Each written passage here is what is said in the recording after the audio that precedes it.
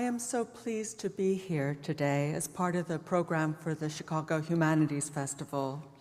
When I learned that the theme was Animals, What Makes Us Human, I immediately thought of the Art Institute's Mice and Porcelain Monkey Band that was made around 1763 and is one of the most beloved works of art in the European Decorative Arts collection. I would like to refashion, though, the title for this program as Animals, What Makes Them Human?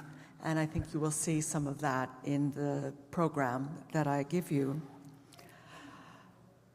In 2009, we were able to reinstall the European Decorative Arts collection from the lower level of the Rice building to the Morton galleries on the second floor. And we had 4,000 square feet in order to display the collection of 17th to late 19th century porcelain. And we erected a large vitrine in which we could show the monkey band of 15 figures on a mid-18th century Italian mirrored plateau. And the animals just came alive.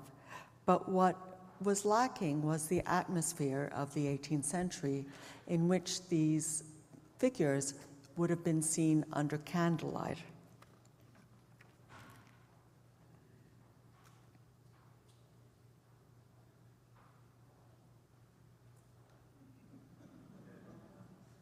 So I let you see them.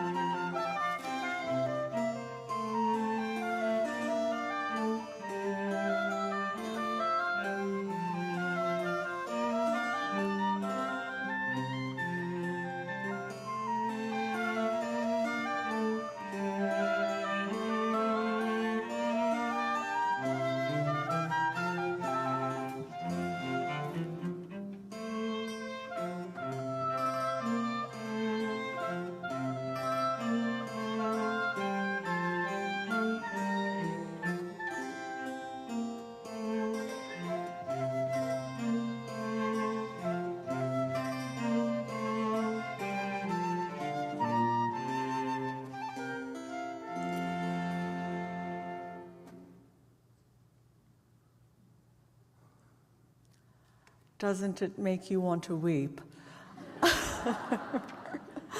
I know I did the first 10 times I saw the much longer video that we cut down from that. And we managed to make this video as part of a new initiative that we launched last year in the European Decorative Arts Galleries, in which we featured 50 objects from the 17th to the 19th century. And we made new photography, wrote stories, and for some of them made videos that would either discuss how pieces were made, or in this case, how something would have been used in the 18th century. And of course, it's impossible for us to show works of art under candlelight. So it was quite a production to persuade conservation and our buildings and grounds people that we wouldn't set fire to the place. I just want to thank two of our videographers, Bill Foster and Tommy Riley, with whom I worked to direct this video, because they did a marvelous job.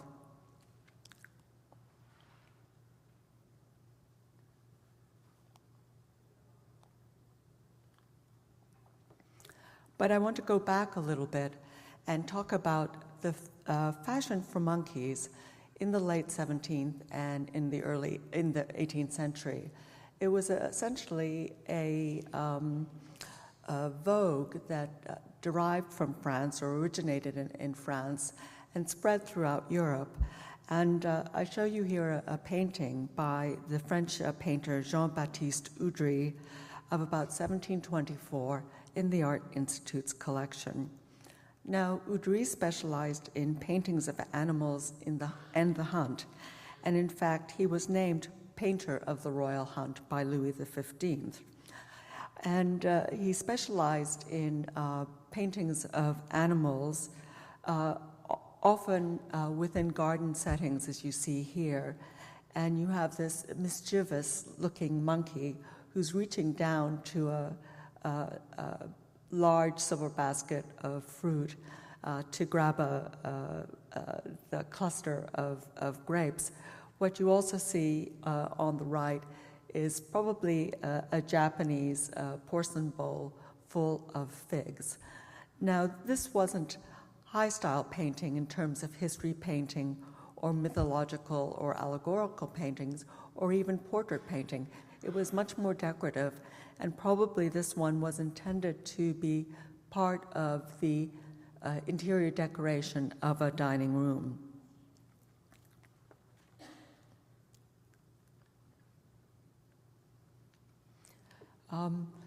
If any of you have ever been to Chantilly outside of Paris, the palace of the Prince de Condé, who was the cousin of Louis XV, you will recall two extraordinary rooms, the large Singerie and the Petit Singerie, each of which are painted with panels across the whole room, showing monkeys, very charming, very sweet monkeys, engaged in all sorts of pursuits.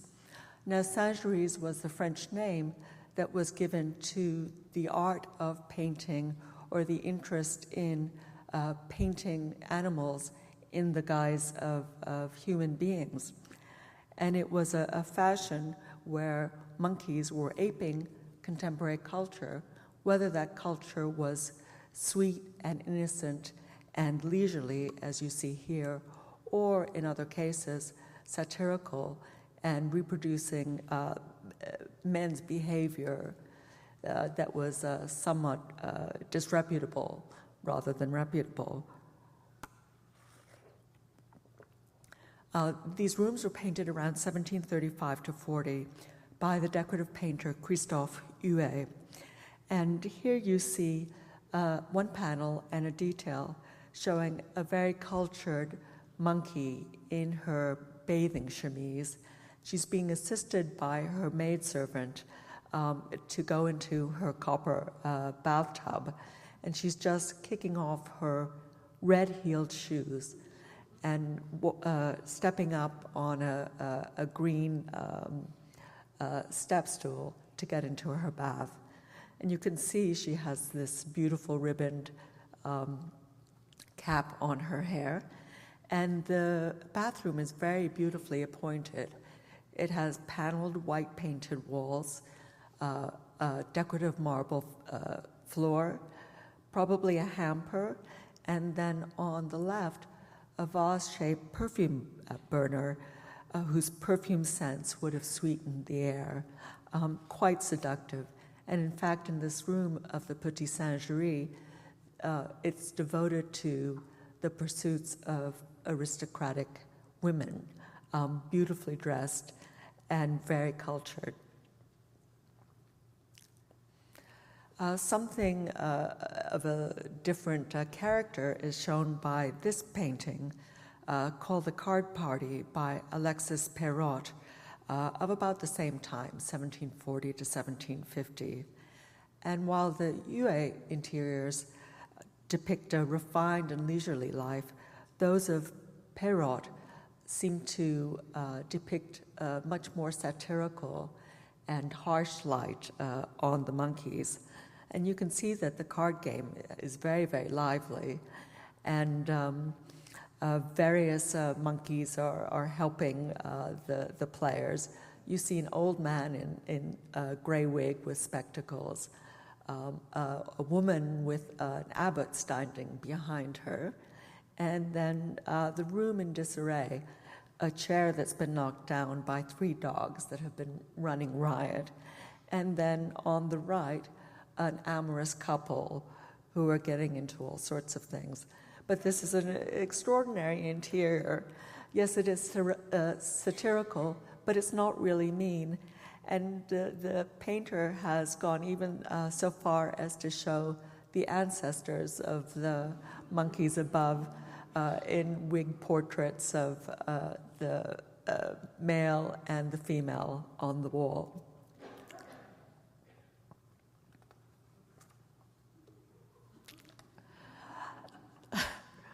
I like it when I hear you laugh. This is one of two engravings in the Art Institute's collection. It's called The Monkey Painter of 1743, and it is one of two. The pendant, being the monkey antiquarian, was engraved after paintings by Jean-Baptiste Chardin, a very unusual subject for him because he is known much more for his portraits and for his still lives.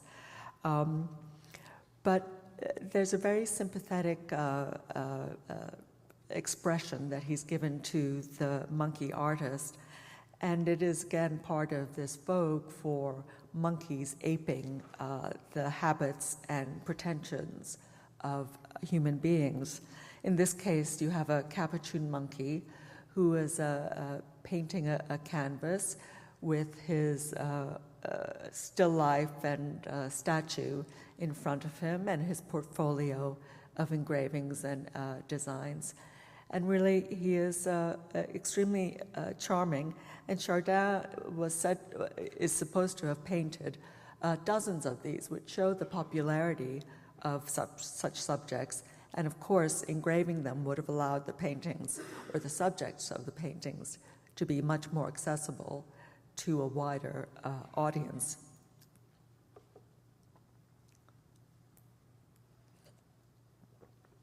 This lovely lady is Madame de Pompadour.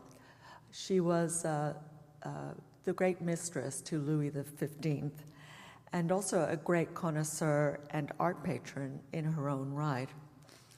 And she actually purchased a set of 19 monkey band figures.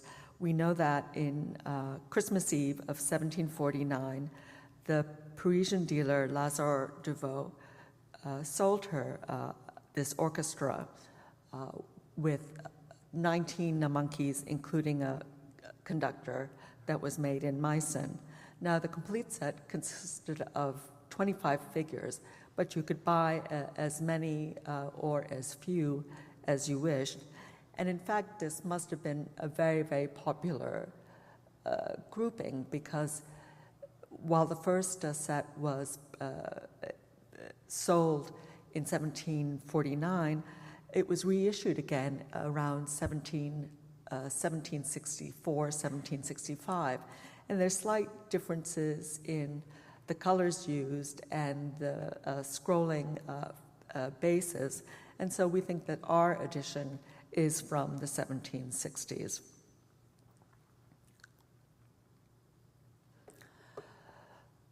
So how else were animals important in the 18th century? Well, in fact, animals in relation to humans have a very long history. And in fact, you see these figures made at Derby, the English porcelain manufactory, in the middle of the 18th century, and they represent the 4 continents. And in fact, it was from the late 16th century that Europeans divided the world into 4 continents, with Europe at the center, the Americas to the west, Africa to the south, and Asia to the west. A very Eurocentric way of looking at the world.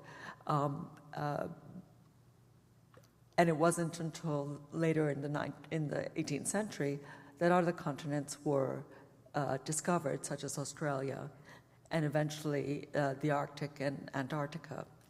But here you see, looking left to right, the figure of America, personified by an Indian with a feather headdress and skirt, and standing on an alligator, an animal characteristic of or native to the Americas. The next one that you see is the figure of Europe, and all these figures are made as children, but they also appeared at Meissen and many other factories as adults. And she has a crown on her head, and she's carrying an orb with a cross above it as a symbol of authority. Next to her is the most charming one, I think, the African child with an elephant headdress and accompanied by a lion and a cornucopia, because Africa was the continent of exotic animals that were fascinating to European aristocrats and collectors. And then finally, you have the figure of Asia with her camel.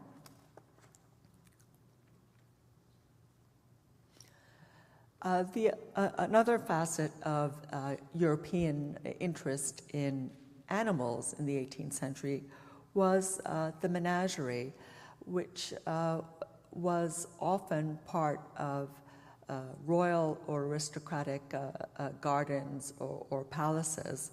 When Louis XIV, in the middle of the 17th century, Louis XIV established a menagerie at Versailles, and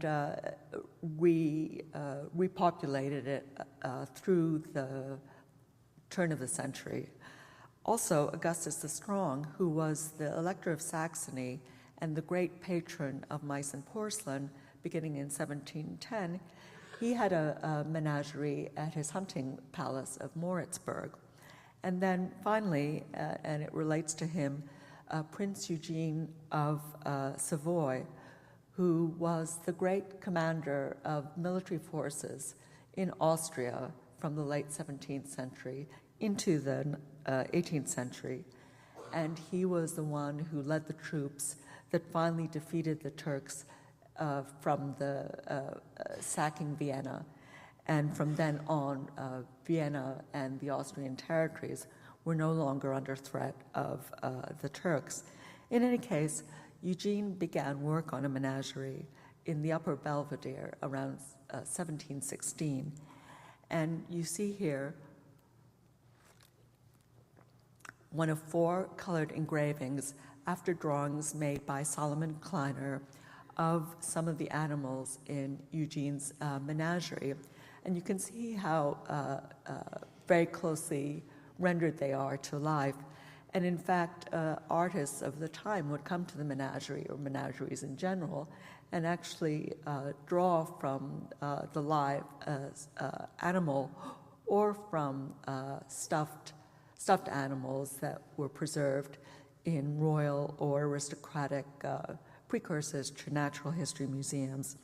And so you can see here this combination, unlikely combination of lion and monkey and bison and other animals that, of course, would have had to have been penned separately from each other. And animals were imported into Europe from all over the world.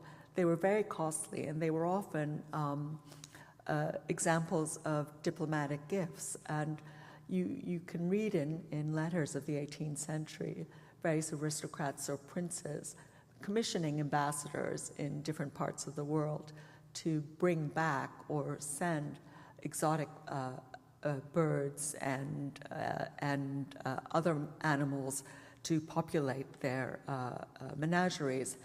And this was not only a way to show how wealthy you were, but also to show man's dominion over the natural world, or the princely and royal dominion over the world of nature, as of course the aristocracy and the nobility reigned over man.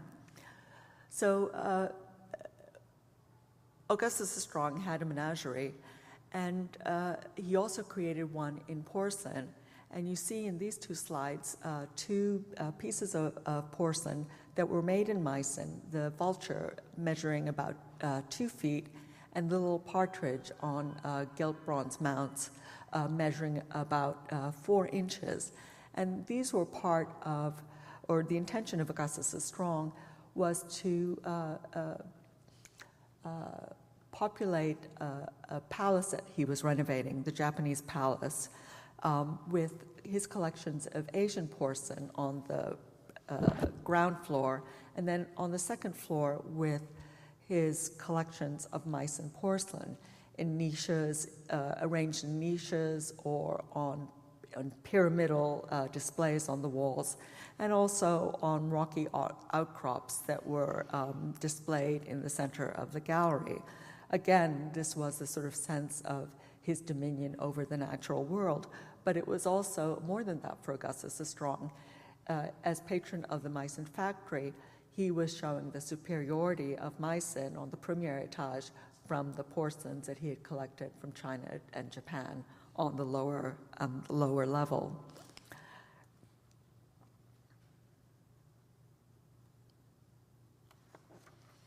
Now, we've looked at a few ways in which animals were important in the 18th century in general. Well, dining is the subject that we are looking at also today. And here you see a large engraving from a series of them showing state assemblies in honor of the Archduchess Maria Theresa in 1739.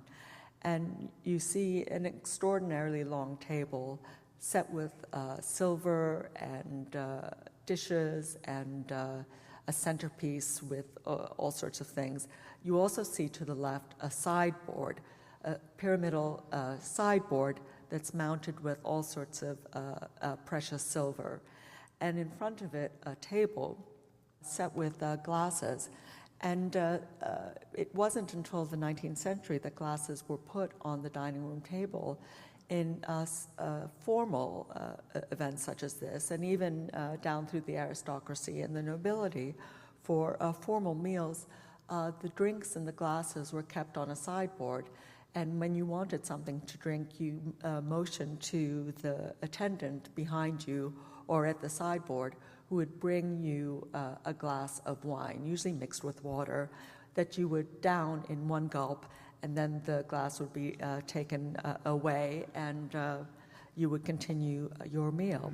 So the sideboard display was very important, and I just want to show you two examples of extraordinary mid-17th century examples of Polish on the left and German on the right, drinking cups, essentially drinking cups, but really sculpture.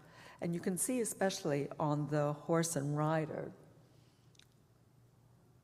this line on his neck. Well, the horse's head could come off and could serve as a drinking cup. And the horse, the lion with the putti on the left is probably a pouring jug. And these heraldic and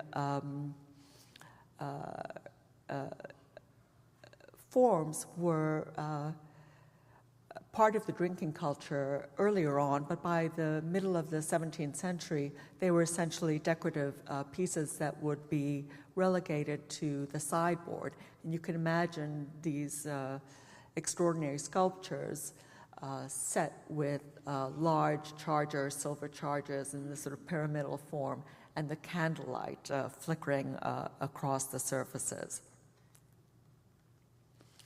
Well, this is one of the most extraordinary examples of a wine cistern. This elephant was made in Vienna around 1740, and it's about this wide and this tall. It was probably a gift from Charles VI, the Holy Roman Emperor, to his counterpart, Empress Anna Ivanovna of Russia. Now, Anna and Charles were allied very closely in the 1730s against the Germans and against the French. And so there was a huge exchange of Viennese porcelain from the Austrian court to the Russian court. And while there's no documentation specifically for this, We know it was in Russia from at least the 19th century. And so you have this elephant who stands on this plateau, and you have this infant Bacchus, which is actually the stopper for the cistern, and then a little figure here that's the spigot to turn and allow the wine to pour out of the trunk. And then these Viennese porcelain figures dressed in sort of typical Hungarian regional dress, they actually stand on a silver plateau that moves around. So you could rotate the figures who were holding the cups up to so that the wine could be directed into each of them. Now, elephants were exotic creatures, but they certainly were well known in Europe from engravings, from ivory, and from the occasional visit of elephants and other exotic animals to Europe. As you can see, spectacle was the most important thing, or one of the most important things of dining. And the spectacle consisted not only of the silver sideboard, but also of napkins. And this is a plate from a treatise that was published in Padua in 1639 by a German working at Padua University. And it seems quite extraordinary that someone who was specialized in the arts of the table would actually have students learning this kind of thing. But to be the person in charge of an aristocratic or a royal kitchen, and that didn't mean just the kitchen, it meant all the silver storage areas, the pastry cooks, and you were also responsible for designing many of the elements on the table. So you can see here,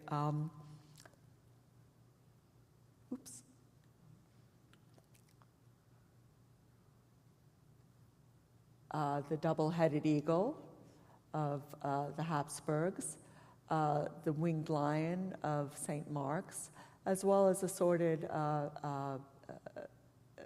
animals such as a lion, a crab, a swan, and 2 copulating hens. And these napkins were not meant to be used. They were there for a display within the room, or sometimes in the centerpiece of the table.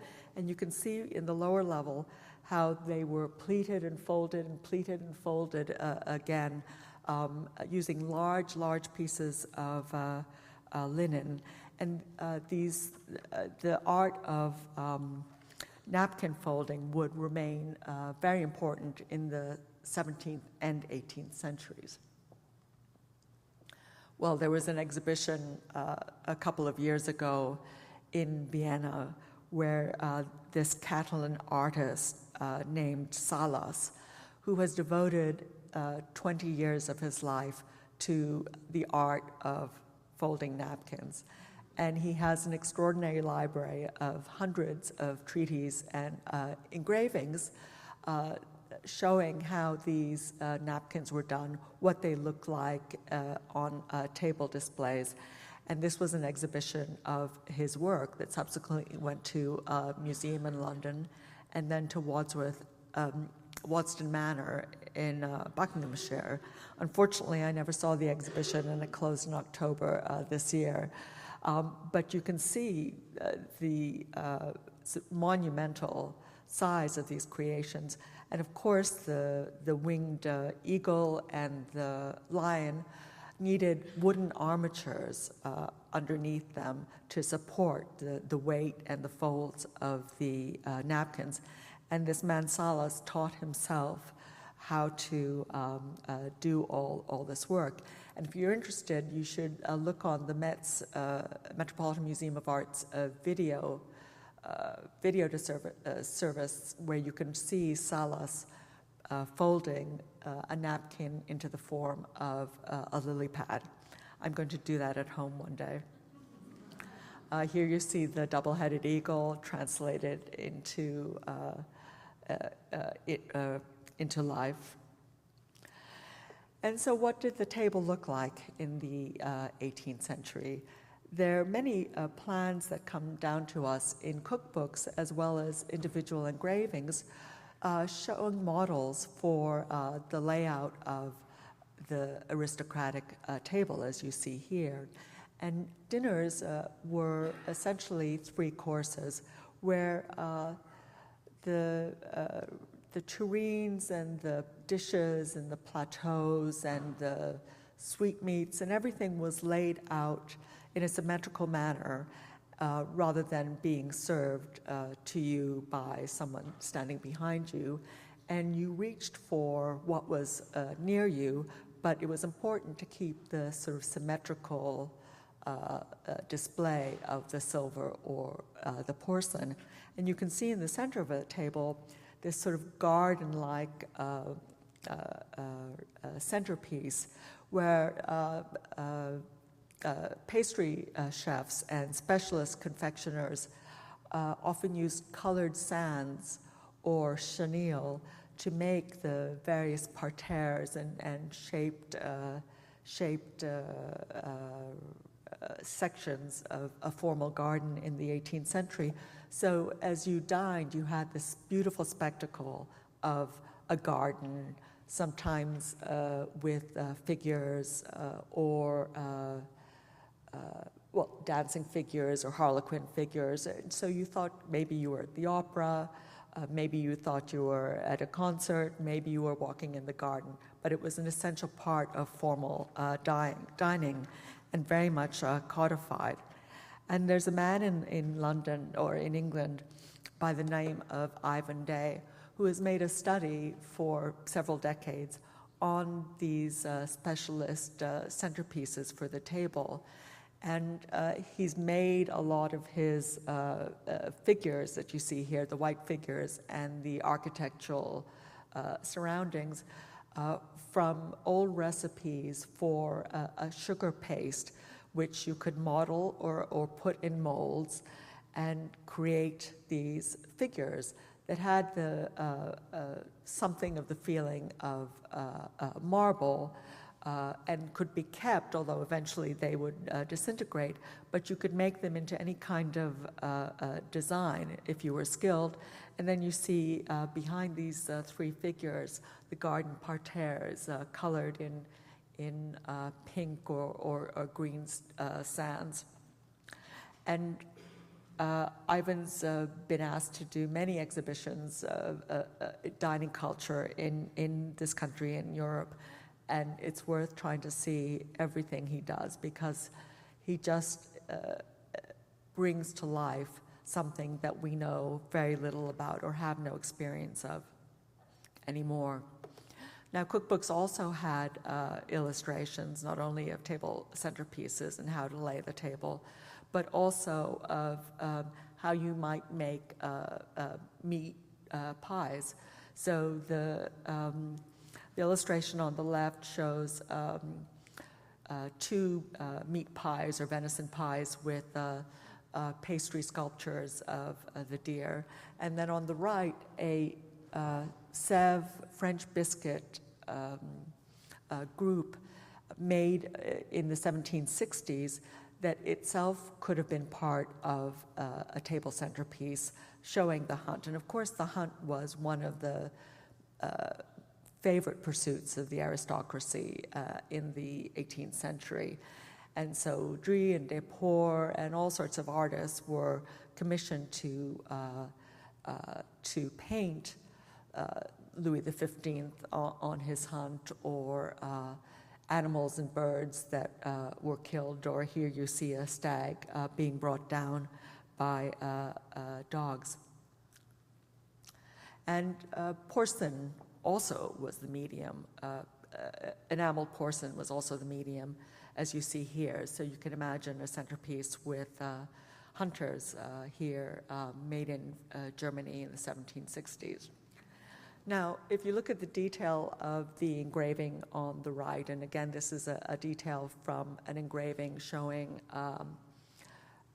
formal dinners in honor of Maria Theresa, and this detail shows you one of these pastry meat pies here, as well as a boar, perhaps made in pastry, perhaps the head of the boar, or possibly this boar head's tureen, which measures about this tall and this wide. And imagine a group of these across the table. And often the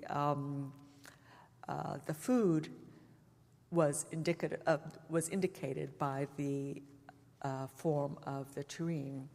Now, silver was used on all aristocratic and royal tables until about the middle of the 18th century. Porcelain was consigned either to the dessert, which was the last course, or from a little, or for lower ranks of the nobility. And of course, silver was not only extraordinarily valuable, but had this beautiful reflective sheen, so it glimmered under candlelight. But it was also often melted down because the silver always retained its intrinsic value.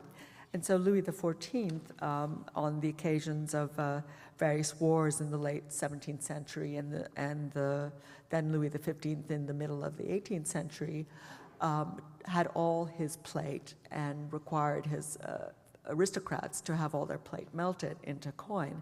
So some of these tureens in silver, such as this extraordinary one in Detroit, are really rare survivals. This tureen may have been part of a dinner service of hundreds of pieces, obviously not all tureens, but also dozens and dozens of plates. And you see how it's as much a piece of sculpture as it is a piece of tableware, in that you have these boar's heads, handles, and the little feet of the boars supporting the tureen, as well as this cluster of dead rabbit and all sorts of vegetables on the top, again, relating it to aspects of hunting and plenty and the availability of food. Now, the English also were great silversmiths in the 18th century, and this is a table centerpiece by a silversmith named Paul Crespin, probably designed by Nicolas Sprimont, who was a French silversmith who came to England in the 1740s, and he opened a porcelain manufactory, which became Chelsea.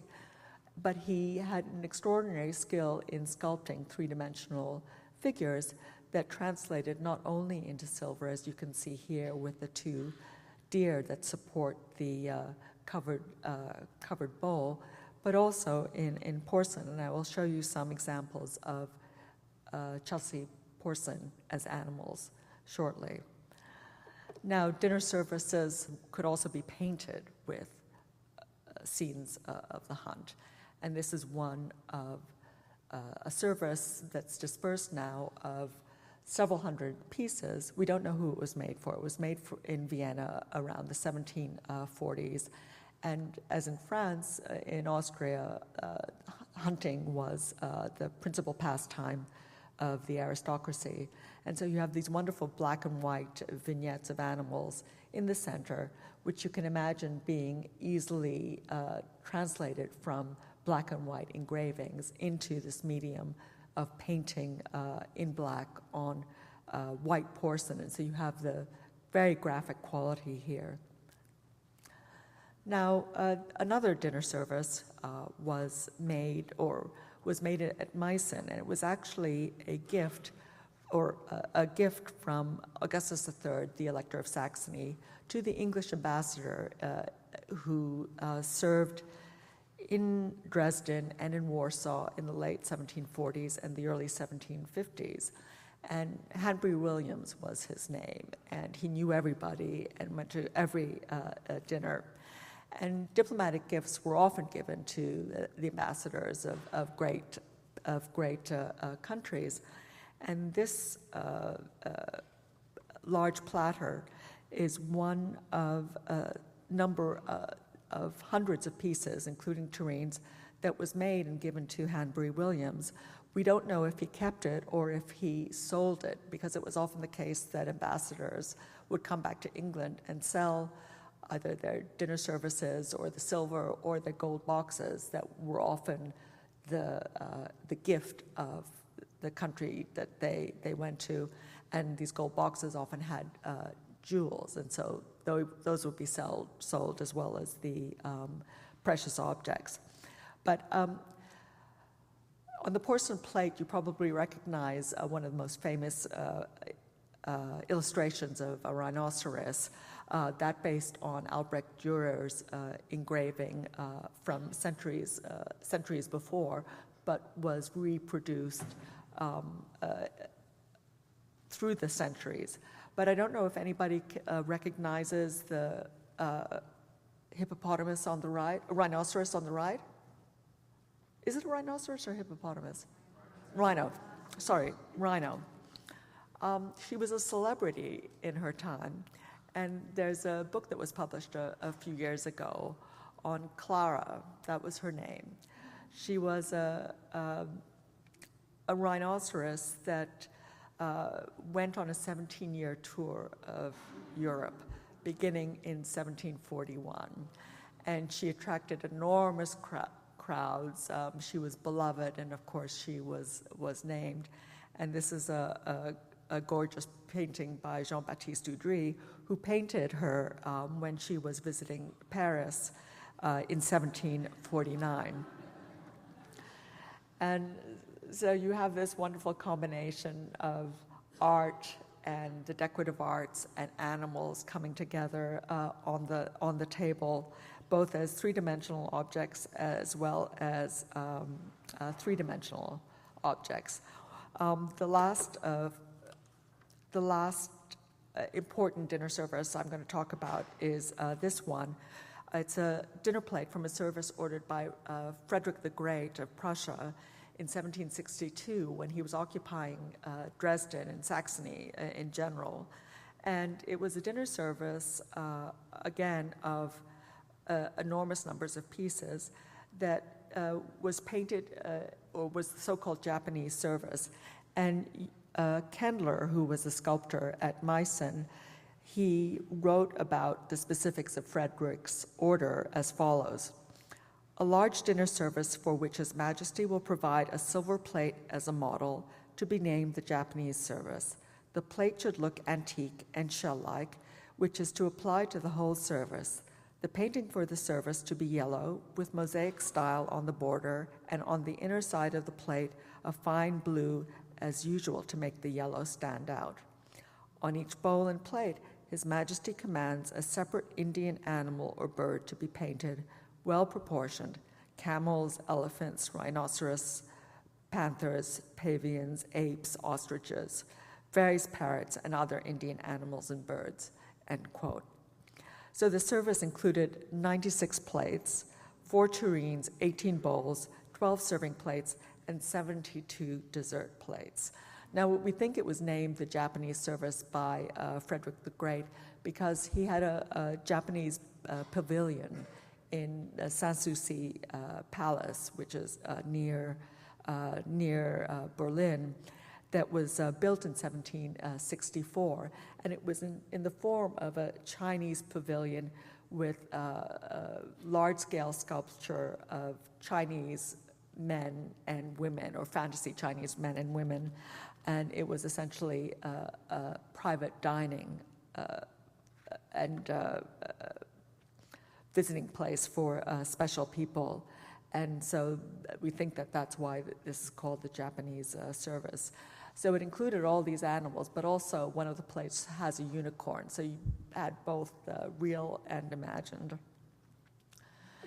Now, this is a rabbit tureen in porcelain made at Chelsea, probably modeled by Nicolas Brimont. and you can see his the sweetness of the bunny. He's in a patch of lettuce, and he's eating a lettuce leaf that has a small snail on it.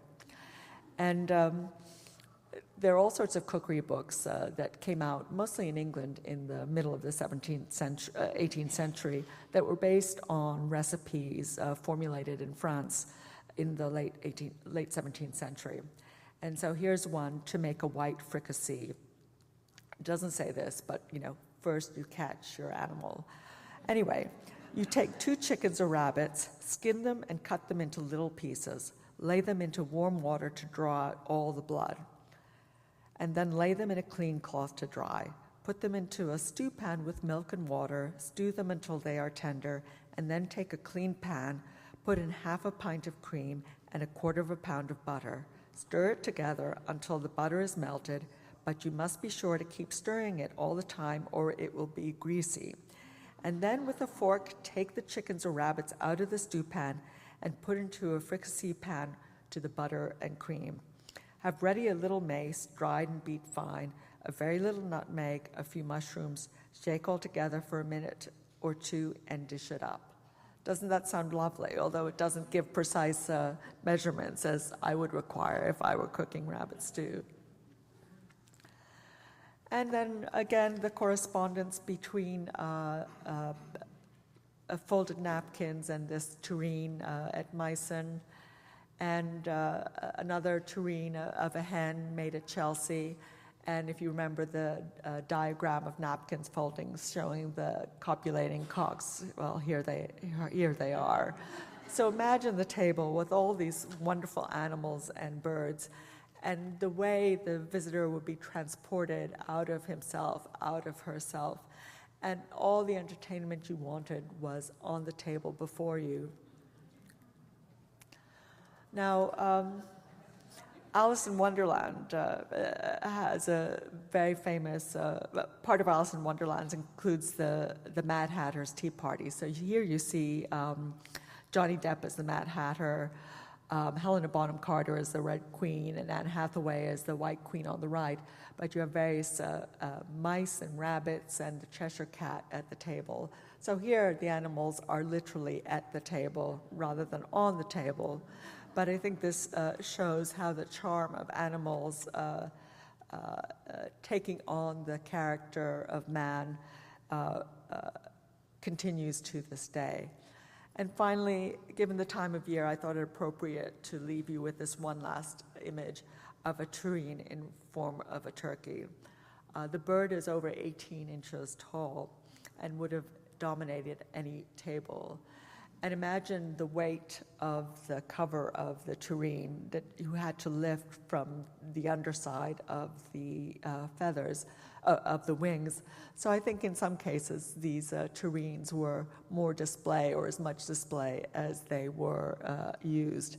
But it is into this context that the monkey band fits so beautifully and says so much about the customs and culture and the really exquisite taste and imagination of dining in the 18th century in the company of animals.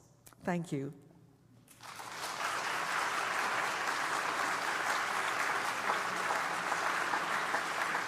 Ladies and gentlemen, at this time, we'll open it up to you for questions. We have a few minutes for just a few questions. We have a mic on each side of the room.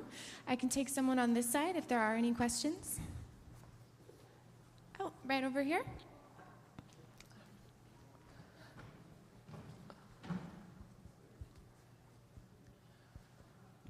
Well, thank you for a wonderful presentation. But one of the things that I was particularly fascinated by on the forms of these various soup tureens and plates is that you indicated that many of the animals displayed on the tureens would have been the animals used to make the various pastries, pies, and other dishes. And that seems to indicate a very different relationship with the way that we think of food or the way that food animals are thought of than the ones we have today, where the animal form is basically hidden from the final product. So I was wondering what your thoughts were about that as to why it was considered to be so elaborately or acceptable to show the animals that one was eating while one was eating them? I could only speculate, but the late 17th century and the 18th century were periods in which aristocrats, the upper classes, had access to an incredible variety of fruits, vegetables, animals, meats, all sorts of things, not only that were indigenous to Europe, but were also imported from all over the world. And so I think there's something about showing your the breadth of your cuisine and the hospitality that you could endow upon your visitors and your status by having your food echoed in the form of the silver or porcelain services or tureens that you had on the table. And this was also a period when spectacle was very important. And so the idea of creating a stage or using the table as a stage set was very important. And what I show you, because of this, the subject of the festival today was animals at the table, but I could have gone through all sorts of different types of dinner services in my talk had it been something else. But I also think that the interest in natural history and exotic animals and birds and the ability, the availability of them to be imported kind of made their way onto the table. And there wasn't the squeamishness that you have today on, do you show the animal that you're eating? We're much more removed from the hunt or the slaughterhouse or whatever. You need to actually bring the meat or the fowl to the table. And people were a lot less squeamish than we are today. But I think you can see some evolution in today's attitudes with the sourcing locally and almost becoming friends with the animals, in the various farms where you might see them, raise them, learn how to butcher them, and then consume them as a way of giving respect to the animals and being much more conscious of what you ate and what the cost of it was. Sorry, that's a very long answer. I'll keep this short. Yes? Wait, let's bring the mic to you, and this will have to be the last question.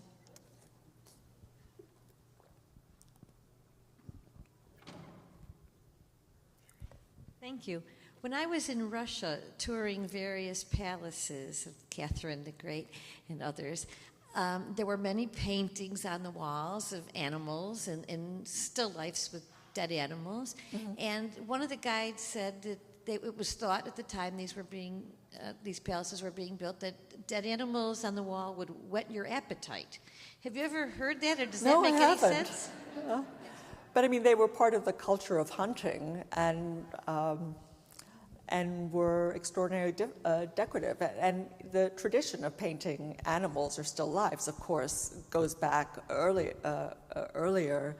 And you only need to think of Dutch, Netherlandish, and Flemish paintings of the 17th century to see this sort of exuberance of game and animals amidst the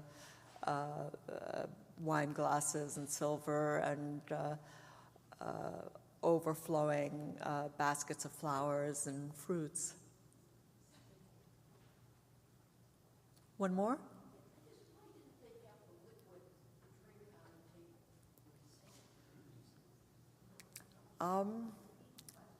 I don't really know. Perhaps it cluttered the table and it took away from the symmetry of the table as you would take it up and place it someplace else. I don't really know, but there were certainly enough manpower to bring you the individual drinks. Thank you very much.